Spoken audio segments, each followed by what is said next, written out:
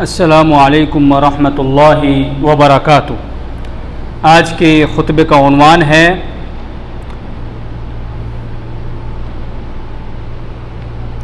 سکون اور عبادت۔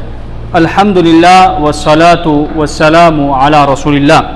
اما بعد، یقیناً تمام تعریفیں اللہ کے لیے ہیں۔ میں اس کی حمد بیان کرتا ہوں اور اسی کی تعریف بیان کرتا ہوں۔ جسے وہ ہدایت دے اسے کوئی گمراہ نہیں کر سکتا، اور جسے وہ گمراہ کر دے اسے کوئی ہدایت نہیں دے سکتا۔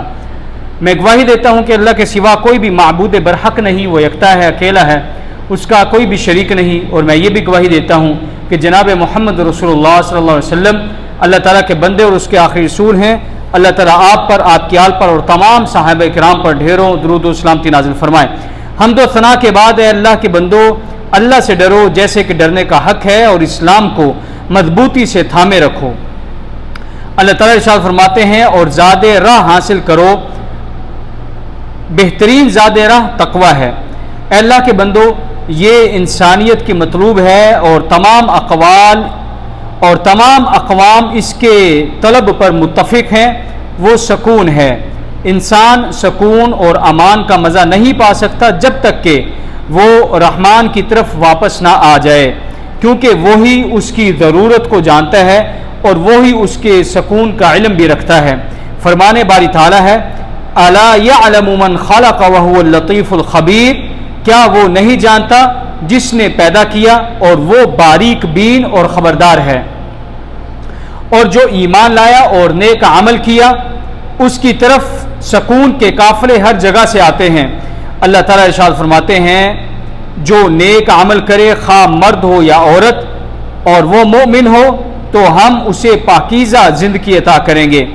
ابن کثیر رحمہ اللہ ارشاد فرماتے ہیں کہ پاکیزہ زندگی ہر قسم کے سکون کو شامل کرتی ہے، اور جس پر عبادت کا دروازہ کھل گیا وہ اس میں لذت اور سکون پائے گا، جو کھیل تماشا اور خواہشات میں کئی گنا زیادہ ہے۔ اور سکون کا کوئی ذریعہ نماز جیسا نہیں ہے۔ نبی کریم صلی اللہ علیہ وسلم نے ارشاد فرمایا، یا بلال اقم الصلاۃ ارحنا بہا، اے بلال نماز قائم کرو، ہمیں اس سے سکون پہنچاؤ۔ امام البانی رحمہ اللہ نے صحیح الجامع میں اس حدیث کو صحیح کہا ہے۔ بعض عبادت گزاروں سے کہا گیا، تم کب تک اپنی جان کو مشقت میں ڈالے رکھو گے؟ انہوں نے کہا، میں اس کی راحت چاہتا ہوں، یعنی عبادت کرنے سے میری جان کو راحت ملتی ہے، اور جو واجبات چھوڑ کر اور حرام کاموں میں پڑ کر جلدی سکون حاصل کرنا چاہے وہ راستے سے بھٹک گیا، اور جلدی بدبختی اور تنگی کو اختیار کیا، اور اس نے سستی اور عارضی راحت کو دائمی اور کامل راحت پر ترجیح دی۔ اللہ تعالیٰ ارشاد فرماتے ہیں، انما التوبۃ علی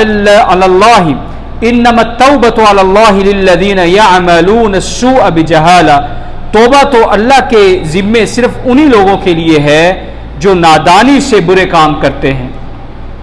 شیخ الاسلام رحمہ اللہ نے ارشاد فرمایا، انہیں نادان کہا گیا کیونکہ انہوں نے تھوڑی راحت کو زیادہ سکون پر ترجیح دی، اور اس سے انہیں صرف مشقت اور غم ہی حاصل ہوتا ہے، اور اگرچہ اس سے انہیں تھوڑی سی خوشی بھی ملتی ہے، لیکن جو نقصانات اس کے بعد آئیں گے اور جو خوشیاں چھوٹ جائیں گی وہ اس سے کئی گنا زیادہ ہیں۔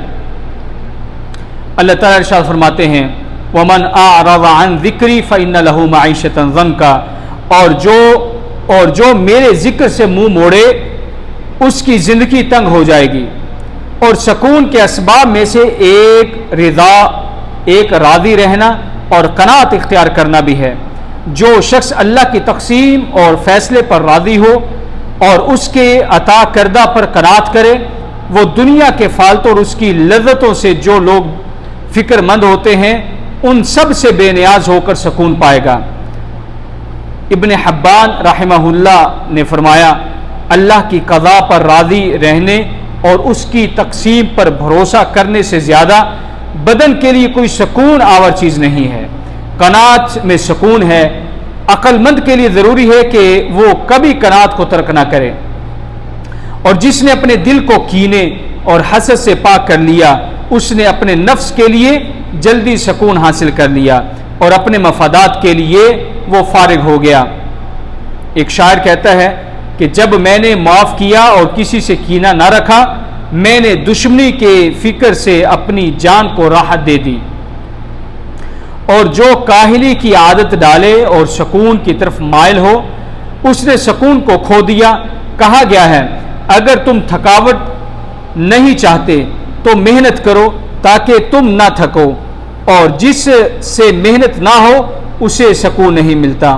دنیا میں سرداری اور آخرت میں خوشی تک محنت کے پل سے ہی پہنچا جا سکتا ہے۔ بعض سلف رحمہم اللہ نے کہا علم سکون کے ساتھ حاصل نہیں کیا جا سکتا، یعنی علم کے لیے انسان کو محنت و مشقت کرنی پڑتی ہے، اور جتنے زیادہ نفوس شرف کے حامل ہوتے ہیں اور ہمتیں بلند ہوتی ہیں اتنی ہی زیادہ بدن کی محنت ہوتی ہے اور اس کا حصہ سکون سے کم ہی ہوتا ہے، اور جب جانیں عدیم ہوتی ہیں تو ان کی خواہشوں میں جسم تھک جاتے ہیں۔ اللہ کے بندو، مومن کی روح موت کے لمحے سے سکون کا سانس لیتی ہے، کیونکہ وہ دنیا کی قید اور اس کی بدبختی سے نجات پا کر آخرت کی وسعت اور اس کے فضائل میں داخل ہوتی ہے۔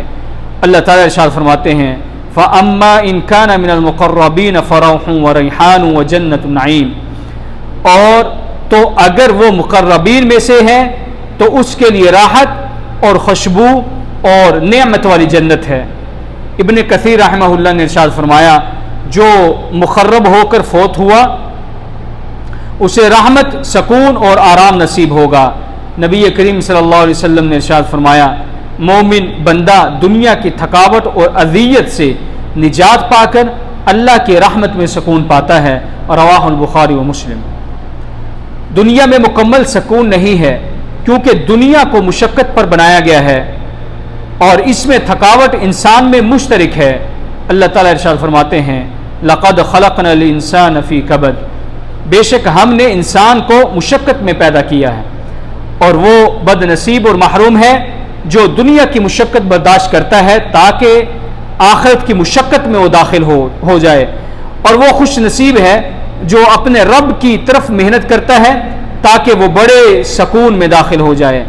ابن قیم رحمہ اللہ نے ارشاد فرمایا اور رب الارباب کے قریب میں راحت اور خوشی یہ ایسا تصور ہے جو کسی انسان کے دل میں آج تک نہیں آیا ہوگا، اور اللہ کی حکمت نے یہ طے کیا ہے کہ سکون اور اجر کی مٹھاس مشقت اور صبر کی کرواہٹ کے بعد ہی ملتی ہے۔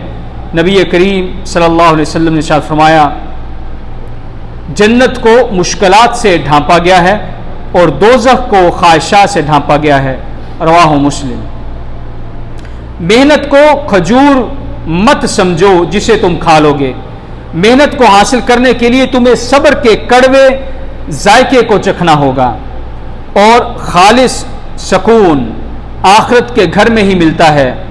ایک شخص امام احمد رحمہ اللہ کے پاس آیا اور کہا اے ابو عبداللہ میں خراسان سے آپ کے پاس آیا ہوں، آپ سے ایک سوال پوچھنا چاہتا ہوں۔ انہوں نے کہا پوچھو۔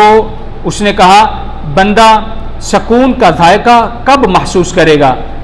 امام احمد رحمہ اللہ نے ارشاد فرمایا جب وہ جنت میں اپنا پہلا قدم رکھے گا، اور جنت کے باسی رہائشی انہوں نے سکون کو مکمل طور پر جمع کر لیا ہے، کیونکہ انہوں نے دنیا میں اللہ کی اطاعت میں تھوڑی سی محنت کی اور آخرت میں دائمی سکون حاصل کیا۔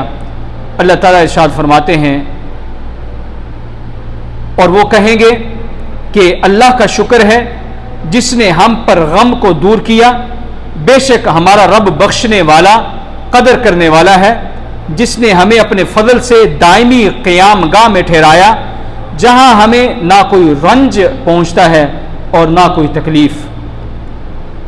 حضرت سعدی رحمہ اللہ نے ارشاد فرمایا یعنی وہاں نہ بدن کی تھکاوٹ ہوگی اور نہ دل کی، اور یہ اس بات کی دلیل ہے کہ اللہ تعالیٰ انہیں دائمی سکون کے اسباب فراہم کرے گا جو انہیں اس حالت میں رکھے گا، اور اس کی دلیل یہ ہے کہ وہ سوئیں گے نہیں، کیونکہ نیند کا فائدہ یہ ہے کہ تھکاوٹ ختم ہو جاتی ہے، اور جنت کے باسی اور رہائشی اس کے برخلاف ہیں، اللہ ہمیں اپنے فضل و کرم سے ان جنتیوں میں سے بنائے، اور یہ تمہارے دن خالی اور فراں ہونے والے دن ہیں جو تمہیں باقی اور دائمی دنوں کی طرف لے جائیں گے، لہذا ان دنوں میں عمل کرو تاکہ بعد میں سلامتی والے گھر میں آرام کرو، اور اپنے رب کی بات کو سنو جب وہ تم سے کہے گا کلو واشربوا ہنیئا بما اسلفتم فی الایام الخالیہ، اب کھاؤ پیو خوش ہو کر رہو ان دنوں کے لیے جو تم پہلے گزار چکے ہو۔ اللہ تعالیٰ سے دعا ہے کہ اللہ تعالیٰ قرآن مجید کو ہمارے لیے باعث برکت بنائے، اور جو کچھ سنا ہے اس پر عمل کرنے کی توفیق عطا فرمائے۔ سبحان ربک رب العزۃ عما یصفون وسلام علی المرسلین والحمد للہ رب العالمین۔